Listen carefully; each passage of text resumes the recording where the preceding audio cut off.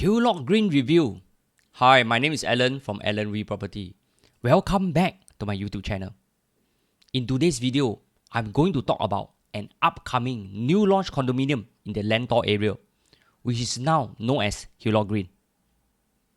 Hillock Green is the third condo to be launched after Lentor Modern and Lentor Hill Residence.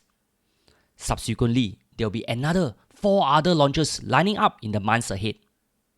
Firstly, can the market absorb so much supply in the next 1 to 2 years? Secondly, are they worth buying? What are the potential upside? And lastly, the pitfalls ahead. As usual, I'll be doing a SWOT analysis. Here, let's head over to the details right now.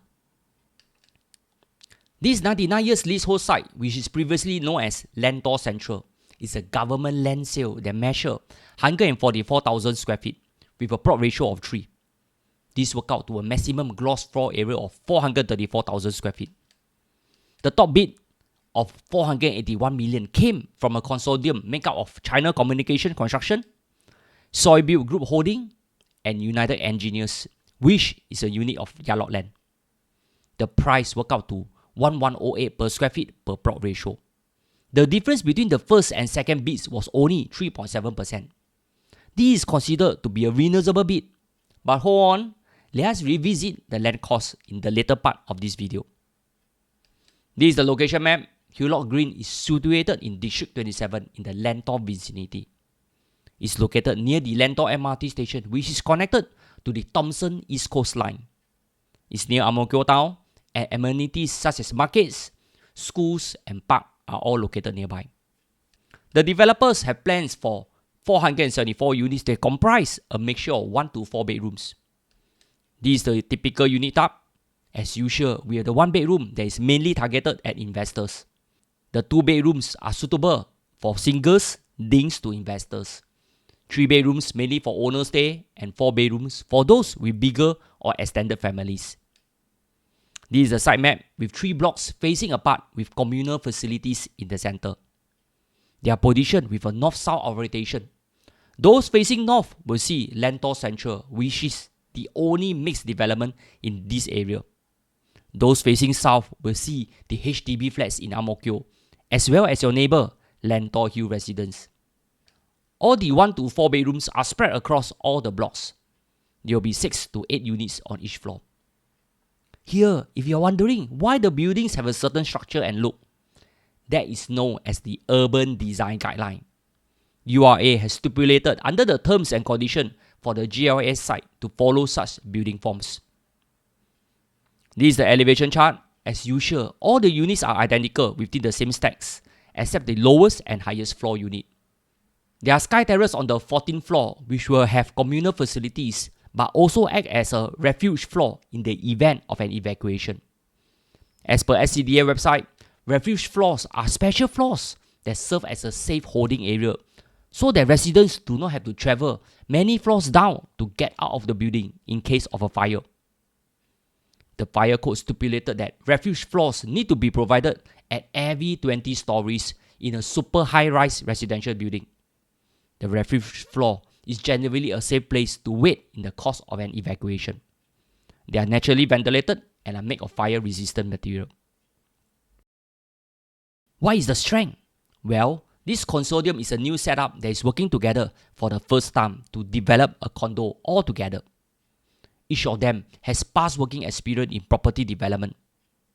China Communication Construction is an established main contractor, having worked on many public projects in Singapore.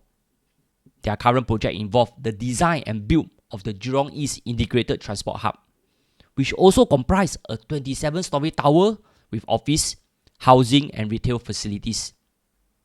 Soybuild Group Holding used to be a listed company but was delisted. They have previously developed mainly small to mid-sized condos in Singapore, such as Verticals and others in the Balestier area. They also have strong expertise in developing and managing industrial space. On the other hand, United Engineers is one of the oldest companies in Singapore that was established way back in 1912. Its business include real estate, engineering, hospitality, and others. It managed shopping malls such as Rochester Mall and UE Square Shopping Mall. It also built 8 River Suite and most recently the Dairy Farm Residence. Back in 2020, it was acquired by China property giant Hillock Land, which developed Hillock Green. In terms of expertise, these three parties bring along with them their specialities, from a builder to a local developer who know the Singapore market to a property giant that has deep pockets to finance this project. My only concern is the oversupply situation in this area. Lentor Hill Residence is the third condo to be launched after Lentor Central and Lentor Hill Residence. There are another 4 land parcels. Assuming each parcel can build 500 units, this works out to another 2,000 new homes in this area. This is massive. Imagine you have another Normanton Park that is going to be launched in this area.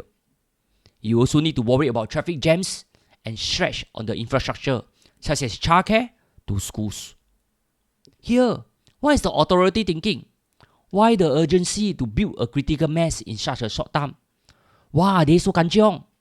Are they concerned that no one will take the MRT from Lentor MRT station? Or are there plans to withdraw Ang Mo Kio GRC?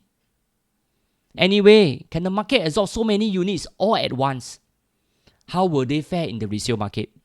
Will tenants be spoiled for choice and depress rental rates? Seriously, I don't know. For me, I just don't want to stay next to a construction site. This is a greenfield site that will mainly comprise newly built condominiums in the next decade. This may attract buyers who are looking for a new place to stay. For those who plan to purchase a property in this area, if budget permit, please go for the bigger units as they will usually cost lower in terms of per square feet. They will usually command a higher profit in the resale market. The North-South corridor, which is expected to be completed in 2027, will directly connect the northern region and the city centre. This is a game changer. This could encourage more people to live in Lentor. Back to land cost, the land that Hillock Green sit on was sold for 1108 PSF. This means the break-even price is 1963 PSF. They have to sell it for around 2356 PSF to make a decent 20% profit margin. This is slightly higher than Lentor Hill Residence prices, which were sold between 1834 to 2451 PSF, or an average of 2100 per square feet based on age plot. However, there are another 3 upcoming projects that are going to be launched too. The next one will be Lentora, which is at the southern tip of the Lentor enclave. This site was sold for 1130 PSF. The break-even price is 1993 PSF. Factoring in a 20% margin, the future selling price will be 2400 per square feet. The other project is Lentor Garden Residence. It was sold for 985 PSF under the new semi-harmonization of the floor area ruling. How will this transform the layout of a typical unit? We shall wait and see. Anyway, the break-even cost is lower at 1797 PSF. The future selling price at 20% profit margin will be 2156 PSF. Lastly, the most recent site that was awarded is Lentor Central Residence at 982 PSF. The break-even price is 1793 PSF. Let's factor in a 20% margin. The future selling price will be 2152 PSF. Coincidentally, the last 3 sites are developed by CDL, Hong Leong and Guaco Lands and Partners. This also applies to Lentor Central and Lentor Hill Residence. In short, these big brothers have cemented their presence in this location. They have a monopoly in this area. Will they drop prices to clear units? I seriously doubt so. They know how to play this property game very well. At the end of the day, all these units will once again be fully sold. Here, the $1 million question is this. Unless the big brothers drop price to clear unit, then Hillock Green will be concerned because their land cost is higher and therefore their break-even cost is higher too. However, one of Hillock Green joint venture partner is China Communication Construction, which is a builder. Hence, their construction costs can be significantly lower. Anyway, if Hillock Green want to clear units before the next wave come on board, they can always price to sell to move units and make everyone happy.